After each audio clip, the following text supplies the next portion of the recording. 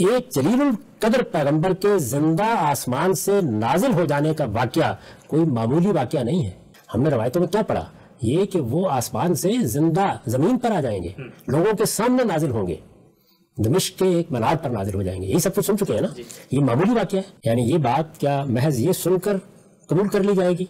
ये क्या फर्क पड़ता है? अल्लाह ताला जब चाहे किसी चीज को बयान करें, जब चाहे ना बयान करें। अल्लाह ताला ने दसियों और काम अपनी मर्जी के मुताबिक किए, उसने नहीं बताया तो क्या मसला होगा? कोई मसला नहीं हुआ, अल्लाह ताला ना बताए, लेकिन अल्लाह ताला फिर दूसरी जगह क्यों बता रहे हैं? अगर बताना ही था तो बताने का मौका तो अल्लाह की किताब थी, हमारा ईमान बनता, हम इसको मानते, हम दुनिया भर को ये बताते। बताना था तो उसकी जगह ये थी कि सूरह आले इमरान की एक आयत में कुरान ने मसीह अलैहिस्सलाम के बारे में क़यामत तक का लाएअमल बयान फरमाया है। ये मौका था कि क़यामत तक के अल्फाज की सराहत के साथ जब अल्लाह ताला वो चीजें बयान कर रहे थे जो उनके और उनके पैरों के साथ होने वाली हैं, तो ये भी बयान कर देते कि क़यामत से पहले मैं एक मरतबा फिर तुझे दुनिया में भेजने वाला हूँ। ये होना चाहिए था। अगर ये फिलवाक़े की तला थी, छुपाने की चीज नहीं थी, अगर पैगंबर ने बतानी थी तो यहाँ कुरान मजीद में दो अल्फाज में क्यों नहीं बयान करते? इन्नी मुतवफ़्फ़ीक व राफ़िउका इलैया व मुताहिरुका मिनल लज़ीना कफ़रू व जाइलुल लज़ीना इत्तबऊका फ़ौक़ल लज़ीना कफ़रू इला यौमिल क़ियामा सुम्मा इलैया मर्जिउकुम फ़अहकुम बैनकुम फ़ीमा कुंतुम फ़ीहि तख्तलिफ़ून। मैंने फैसला किया है कि तुझे वफात दूंगा, फैसला किया है कि तुझे वफात दूंगा और अपनी तरफ उठा लूंगा और तेरे मुनकिरों से तुझे पाक करूंगा और तेरी पैरवी करने वालों को क़यामत के दिन तक इन मुनकिरों पर गालिब रखूंगा। ये मौका नहीं था इसका कहा जाता और क़यामत से पहले तुम्हें दोबारा भेजूंगा ताकि तुम इन पर एक मरतबा फिर हुज्जत तमाम कर दो, हक फिर वाज़े कर दो, फिर इन्हें बता दो मेरी हाजिरी से पहले ये जान ले कि हक़ाइक़ क्या थे। कोई जिक्र नहीं। अस्सलाम वालेकुम व्यूअर्स, आपका होस्ट एस.ए. मलिक आपकी खिदमत में हाजिर हूँ हिजाब यूट्यूब चैनल के साथ। आज जिस हस्ती का हम जिक्र करने जा रहे हैं और जो मौजू है हमारा, मैं तो ना आलम हूँ ना प्रोफेसर हूँ, मैं तो एक छोटा सा तालिब इल्म हूँ दीन का।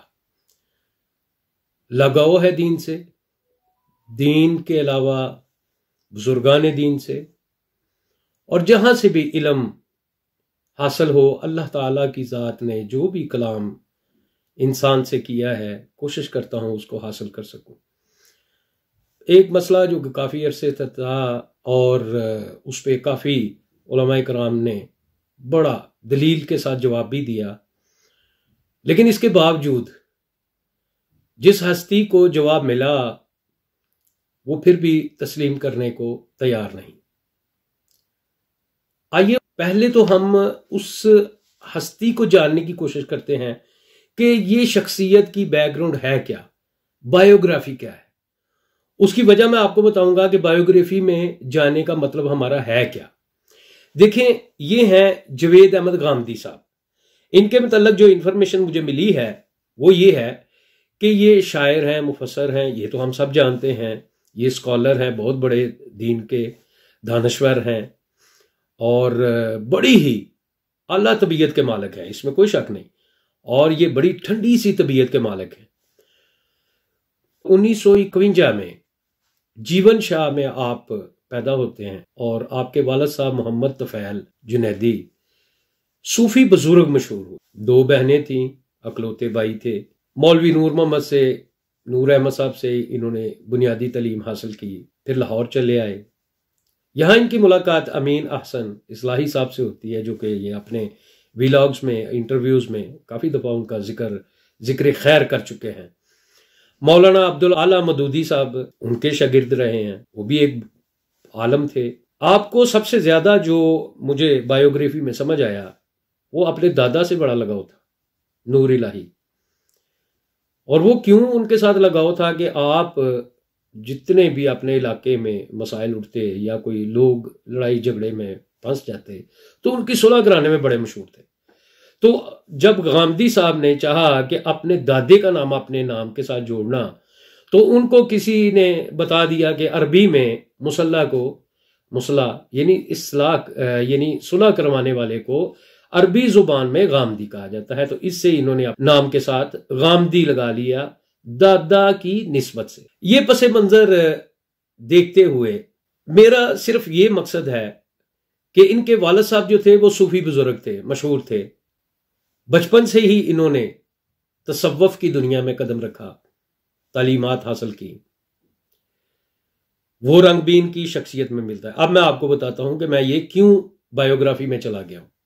बायोग्राफी में जाके इंसान को ये पता चल जाता है कि ये शख्स जो है वो किन किन हालात से और कैसे कैसे आलूम हासिल करने में इन्होंने अपना कीमती वक्त जो है वो लगाया है। तो गांधी साहब जनाब सूफियाना सोच के भी मालिक हैं।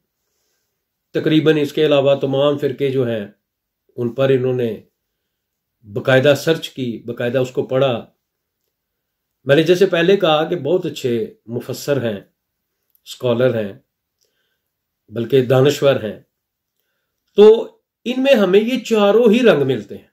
लेकिन ये जो इल्म इन्होंने हासिल किए और जहां जहां पर रहे और जैसे जैसे फिरकों में जाकर इन्होंने वो तालीम हासिल करना शुरू की तो उसके रंग अपने अंदर समो लिए। कहते हैं कि दो राहों का मुसाफिर हमेशा भटक जाता है। मेरे ख्याल में अब गामदी साहब जो हैं वो शायद खुद को भी तलाश कर रहे हैं कि गामदी किधर चला गया है। ना तो वो तसव्वुफ की दुनिया के रह गए, ना वो किसी एक फिरके से मुंसलिक हो सके, बल्कि इन्होंने अपनी ही एक नई दुनिया कायम कर दी। अब असल मौजू की तरफ आते हैं। आपने ये दावा कर दिया कि जनाब हजरत ईसा अलैहिस्सलाम वफात पा चुके हैं। 1400 साल से बहुत ज्यादा स्कॉलर, बहुत ज्यादा फिलासफर, बहुत ज्यादा दीन को समझने वाले, बहुत ज्यादा उलमाए कराम, बुजुर्गान दीन हो गुजरे, तो किसी ने ऐसी बात नहीं की। तो फिर क्या वजह थी कि जवेद अहमद गामदी साहब जो हैं उनको ये बात सूझ गई और इनको ये पता चल गया कि जनाब ये हजरत ईसा अलैहिस्सलाम, और इसी कुरान पाक का हवाला जब वो दे के बात करते हैं कि इसी कुरान पाक की आयात जो वो पेश करते हैं वो है सूरत उन-नसा की 157 यानी 157 और 158। मैंने वो आयात ये अभी सामने मेरे हैं, मैं पढ़ लेता हूं। इज़ क़ाल अल्लाहु या ईसा इन्नी मुतवफ़्फ़ीका व राफ़िउका इलैया व मुतहिरुका मिनल्लज़ीना कफ़रू व जाइलुल्लज़ीना नत्तबऊका फ़ौक़ल्लज़ीना कफ़रू इला यौमिल क़ियामा सुम्मा इलैया मरजिउकुम फ़अहकुमु बैनकुम फ़ीमा कुन्तुम फ़ीही तख्तलिफ़ून। अब तर्जुमा है जी, याद करो जब अल्लाह ने फरमाया ईसा अलैहिस्सलाम से, मैं तुझे पूरी उम्र तक पहुंचाऊंगा, फराफियों का तुझे अपनी तरफ उठा लूंगा और तुझे काफरों से पाक कर दूंगा और तेरे पैरोकारों को क़यामत तक मुनकरों पर गलबा दूंगा। फिर तुम सब मेरी तरफ पलट कर आओगे तो मैं तुम में फैसला फरमा दूंगा जिस बात में झगड़ते हो। पहली बात तो ये कि गामदी साहब यहां पर ये कहते हैं, उनका नुक्ता नजर ये है, मुतवफ़्फ़ीका का मतलब ये है कि अच्छा, ये आयत नंबर मैंने सूरा अल इमरान की पढ़ी है, आयत नंबर 55 पढ़ी है मैंने, और यहीं पर वो नुक्ता अपना बयान करते हैं कि मुतवफ़्फ़ीका का मतलब ये है कि उनको फौत कर दिया, उनको वफात दी गई, उसके बाद उनका जिस्म खाकी जो है वो भी उठा लिया गया। तो ये अल्लाह की कुदरत है, ये उनका नुक्ता नजर है गामदी साहब का। लेकिन गामदी साहब जहां पर आपने ये मुतवफ़्फ़ी का मतलब फौत हुआ लिया है, वहीं पर इसका मतलब और भी काफी मैनी है, नींद के भी मैनी है, और ये भी आपने खुद ही कहा है कि नींद का भी, लेकिन यहां पर आप इसलिए नहीं इस्तेमाल करते क्योंकि फिर आप कहते हैं कि लसानियत में ये जो है जायज नहीं। तो अल्लाह ताला ने तो यहां पर कहीं पर भी, मुझे तो ये सामने आपकी वो सूरह अल इमरान की आयत नंबर 55 है, और यहां पर तो अल्लाह ताला ने कहीं जिस्म का जिक्र तो किया ही नहीं कि मैंने जिस्म को भी उठा लिया। सिर्फ ये बात है वराफिउका इलैया, मैं उठा लूंगा तुम्हें।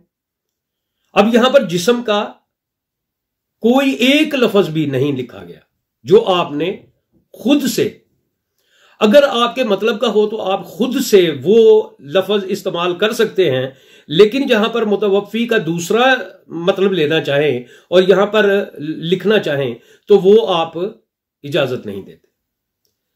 ये एक अजीब सी बात है।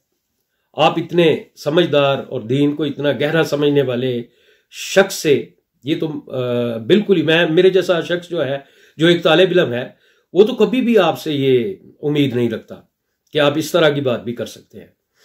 आगे चलते हैं जी। दूसरा इन्होंने हवाला दिया है, वो हवाला सूरह निसा से है और उसकी ये आयत है 157। ठीक है जी। वक़ौलिहिम इन्ना क़तलनल मसीहा ईसा इब्न मरयम रसूलल्लाह वमा क़तलूहु वमा सलबूहु वलाकिन शुब्बिहा लहुम व इन्नल लज़ीना इख्तलफू फीही लफ़ी शक्किम मिन्हु मा लहुम बिही मिन इल्मिन इल्ला इत्तिबाअज़्ज़न वमा क़तलूहु यक़ीनन। तो ये आयत है जी 156 है, 157 है शायद। तो इसका हवाला भी आपने दिया है। बर्रफ़अल्लाहु इलैहि व कान अल्लाहु अज़ीज़न हकीमा। तो अब देखें आपके बकौल के ये भी आपने जो आयत पेश की है जिसका आप हवाला देते हैं, इसका तर्जुमा कुछ ये है कि उनके इस कहने पर कि हमने मसीह ईसा बिन मरियम अल्लाह के रसूल को शहीद किया, और असल ये है कि उन्होंने ना उसे कत्ल किया ना उसे सूली दी, बल्कि उनके लिए उनकी शबी का एक बना दिया गया, और वो जो उसके बारे में इख्तलाफ कर रहे हैं जरूर उसकी तरफ से शक में पड़े हुए हैं। इन्हें इसकी कुछ भी खबर नहीं मगर यही गुमान की पैरवी, और बेशक उन्होंने इसको कत्ल नहीं किया। ये यकीन दिला रहा है अल्लाह ताला कि उन्होंने कत्ल नहीं किया। बर्रफ़अल्लाहु इलैहि, बल्कि अल्लाह ने उसे अपनी तरफ उठा लिया, अपनी तरफ उठा लिया। वकान अल्लाहु अज़ीज़न हकीमा, और अल्लाह गालिब हिकमत वाला है। तो यहां पर तो बिल्कुल वाज़िया है, आयात वाज़िया है कि अल्लाह ताला आपको हर चीज बता रहा है, लेकिन आप बज़िद हैं कि नहीं, मुतवफ़ी का जो मतलब ले रहे हैं आप, तो उसमें जाके आप ये कहते हैं जी कि वफात दी गई फिर उसके बाद उठाएगा। तो इसका मतलब ये हुआ, और फिर उसके बाद आपने यहां पर भी बात खत्म नहीं की आपने। असल मसला जो है वो ये है कि आप कहते हैं कि ये क़यामत के नजदीक जिस हुक्मरान के मतलब कहा गया है कि वो आएगा, वो हजरत ईसा इब्ने मरियम नहीं होंगे। तो ये भी दावा है आपका।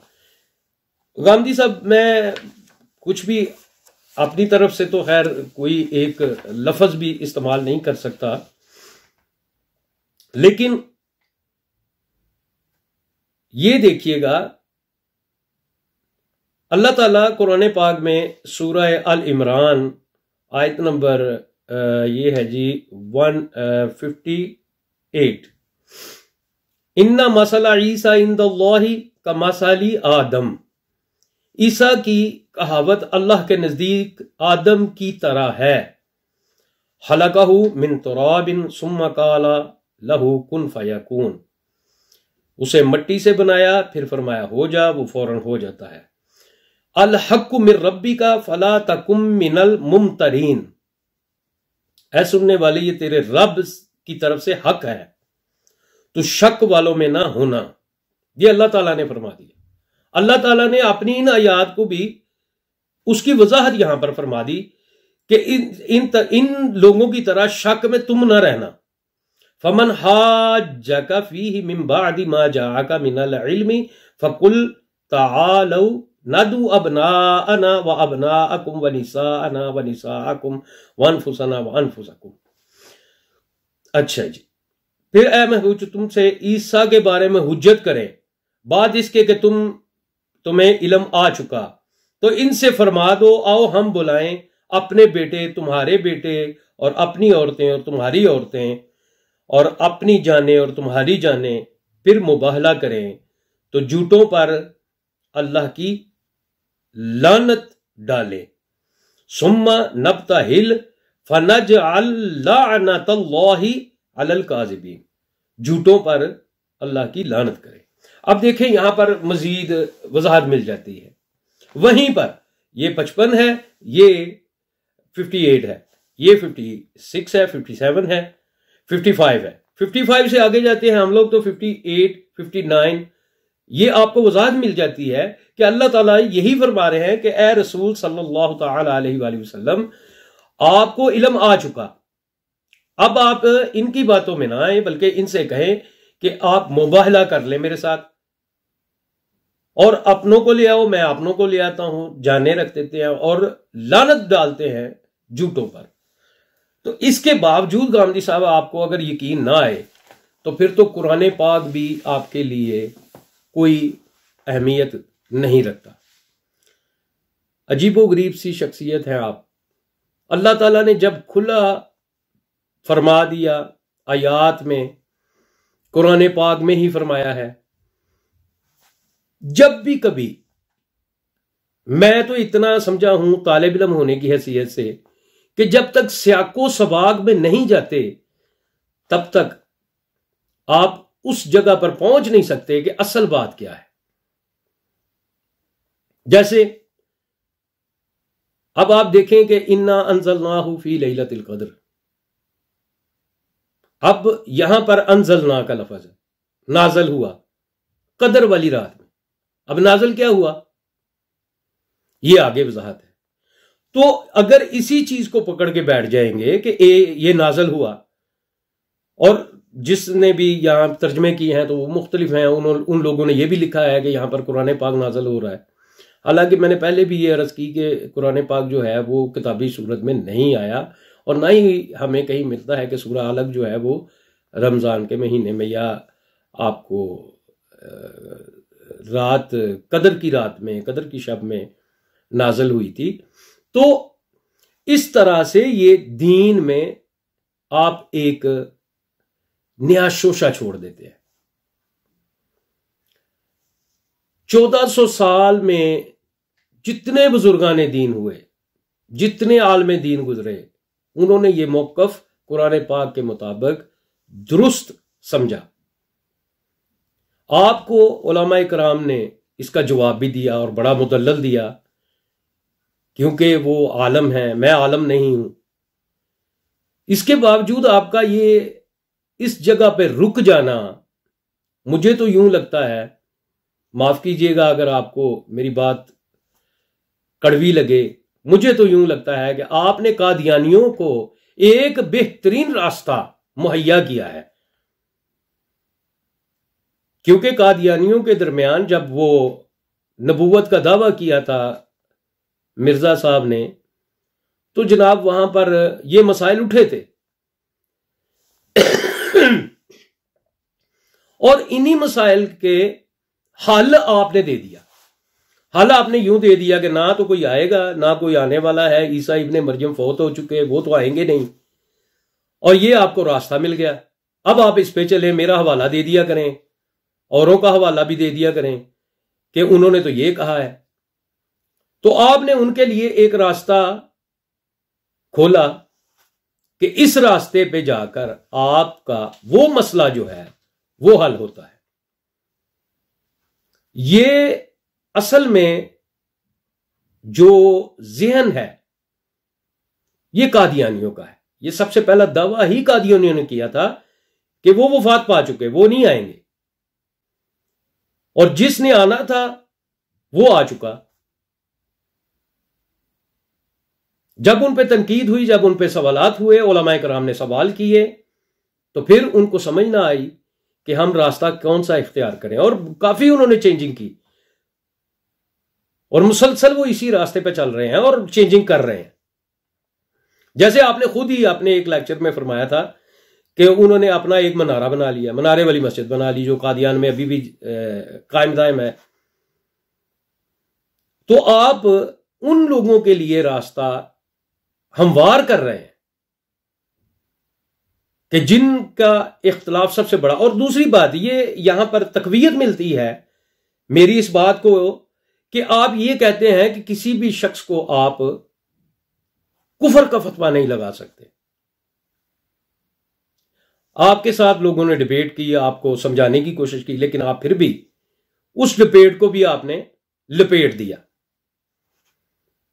देखें, जब हम कुरान पाक पढ़ते हैं, कुल या अय्युहल काफिरून, कह दो इन काफिरों से, तो मैंने भी तो यही लफ्ज पढ़ा है, कुल या अय्युहल काफिरून। अब मैंने तो कह दिया।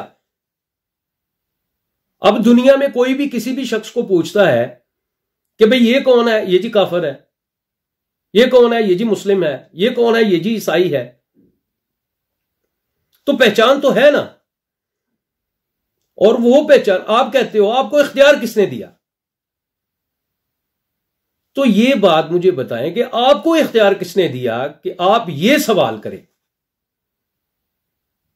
कि आपको इख्तियार किसने दिया? फिर आप मिसाल देते हैं कि मुकदमा होता है जनाब अदालत में, तो वो जो बाइख्तियार शख्स जिसको जज कहा जाता है वो बैठा हुआ है, और वहां पर यही देखा जाता है कि जुर्म वाला मुजरम जो है वो एक्सेप्ट करे। अगर वो मुजरम एक्सेप्ट कर ले तो जनाब बहस कैसी, अदालत कैसी, फैसला तो पहले ही हो चुका।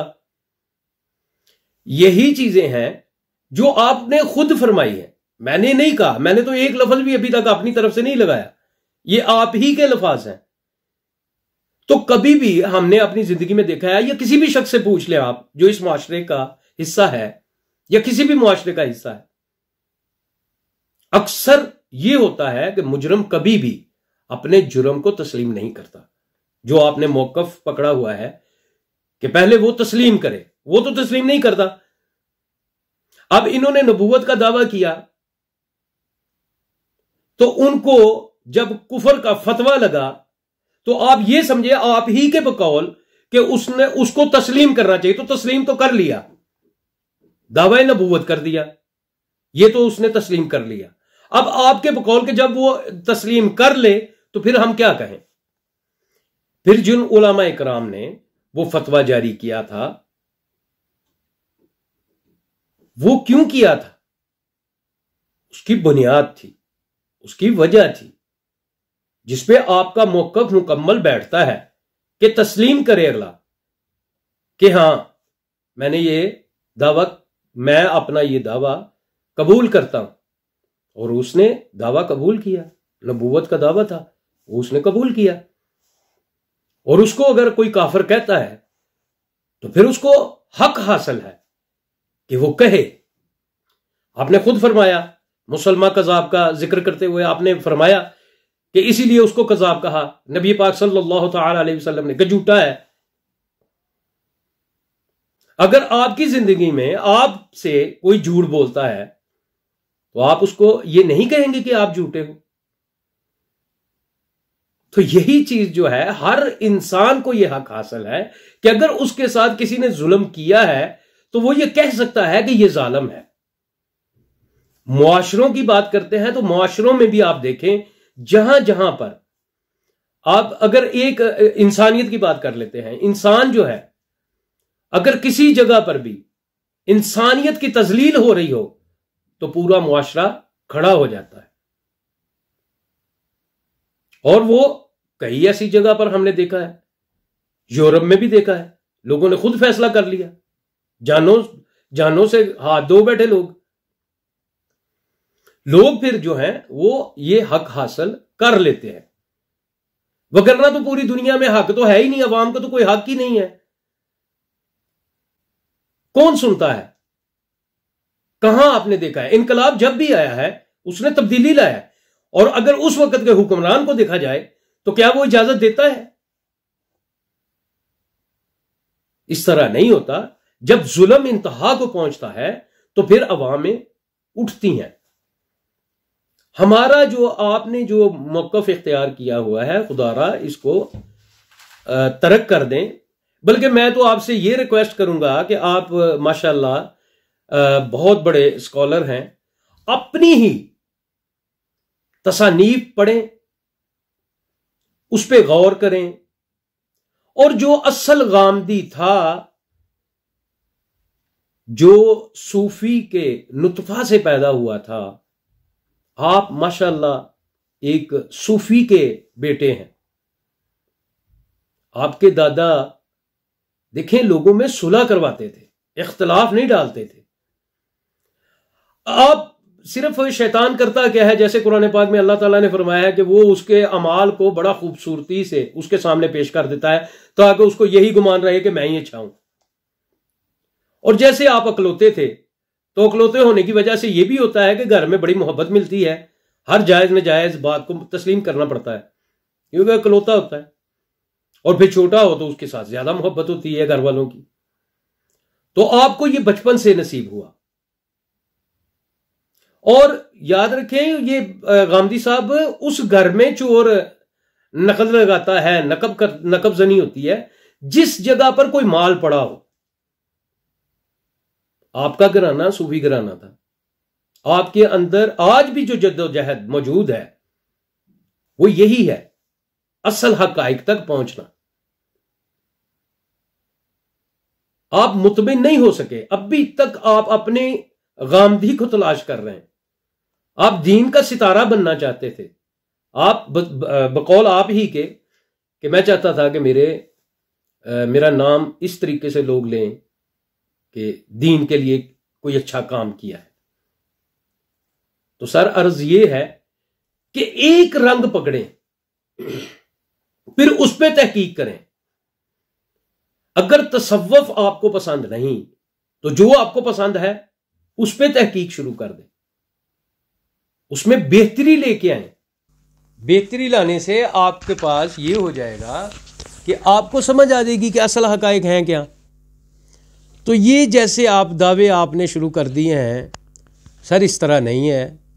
हज़रत ईसा अलैहिस्सलाम को अल्लाह ताला ने ज़िंदा उठा लिया, ठीक है जी। सूरह इनाम में भी आपको वो आयत मिलती है जहाँ पर अल्लाह ताला फरमा रहे हैं कि रात को नींद की हालत में, पहले नींद दी जाती है, फिर उस हालत में मैं उस रूह को कब्ज़ करता हूँ, फिर उसको सारा कुछ हासिल करने के बाद, सारी इन्फॉर्मेशन लेने के बाद, तो फिर उसको वापस भेज देता हूँ ताकि उसके साथ किया वादा मौत का पूरा हो सके। तो ये भी आपको पता है कि इसका एक मतलब जो है वो ये भी है कि नींद भी दी जाती है, आपको खुद पता है। तो यहाँ पर आप नींद से मतलब फ़ीका का जो मतलब ले रहे हैं वो फौत ही हैं, ऐसा ना करें। क्योंकि अगर फौत हो गए थे तो अल्लाह ताला ने जहाँ पर जिस्म का जिक्र नहीं किया आपने कर दिया। तो जहाँ पर आप कहते हैं कि अल्लाह ताला ये भी फरमा देता, तो फिर मैं ये सवाल करता हूँ आपसे कि अल्लाह ताला ये भी फरमा देता कि मैंने किस तरीके से नींद दी, तो ये भी तो अल्लाह ताला ने नहीं फरमाया। और ये भी नहीं कहा कि मैंने उनको फौत कर दिया, वफात दे दी। हर एक नुक्ते को आप जब बयान करते हैं तो बड़े इस्तदलाल के साथ आप बयान करते हैं। तो यहाँ पर भी कम से कम ये देखें कि आप कितने लोग हैं जिनको आप रद्दी की टोकरी में फेंक रहे हो, और क्या ये आपका मौक़िफ़ दुरुस्त है? या कोई नई चीज़ आपने पैदा की हो तो फिर भी कोई बात नहीं, हम समझने के लिए तैयार हैं, हाजिर हैं। लेकिन आपने ऐसा तो कुछ नहीं बताया, बल्कि एक नया शोशा छोड़ दिया है। वो भी किन के लिए, ये मैं बता चुका, मैंने खुल के आपको बताया कि आपने उनकी राह हमवार करने के लिए ये सारा फितना जो आपने खड़ा किया है, ये उन लोगों की राह को हमवार करने के लिए आपने किया है। कोई भी आपका मकसद हो सकता है। लिहाजा ये स्पेशली मैंने जो वीला किया है गामदी साहब आपके लिए किया है। खुदारा अपने आप को दुरुस्त करें, और जिस तरीके से लोग आपको सुनते हैं और जिस ठंडे दिमाग से, ठंडी सोच के आप मालिक हैं, उसी तरह खुदारा दीन में भी ठंडी सोच रखें। और जहाँ पर इतने लातदाद लोग जो हैं और उलमाए दीन हैं और मुसलमान हैं, वो भी मुसलमान हैं, जिन्होंने तहकीक की, जिन्होंने ये लिखा, जिन्होंने कबूल किया, क्या वो मुसलमान नहीं थे? या आपको जिस तरीके से मदूदी साहब ने वो समझा दी आयात जिनमें कुफार के साथ खिताब था वही है? तो इस तरह नहीं है। आयात जो है कुछ अल्लाह ताला ने ख़िताब किए हैं कुफर के साथ, और कुछ किए हैं अहले ईमान के साथ, कुछ किए हैं तमाम इंसानों के साथ। तो इस पे गौर कीजिएगा, मेरी आपसे रिक्वेस्ट है। व्यूअर्स, आपसे इजाज़त चाहूँगा इस यकीन के साथ कि आप जिस तरीके से इस व्लॉग को और इस चैनल को सब्सक्राइब कर रहे हैं, इसी तरह करते रहिएगा। मैं आपका बहुत मशकूर हूँ। बेल आइकन को ज़रूर दबाया करें। वाखिर दवाना अनिल हम्दुलिल्लाहि रब्बिल आलमीन।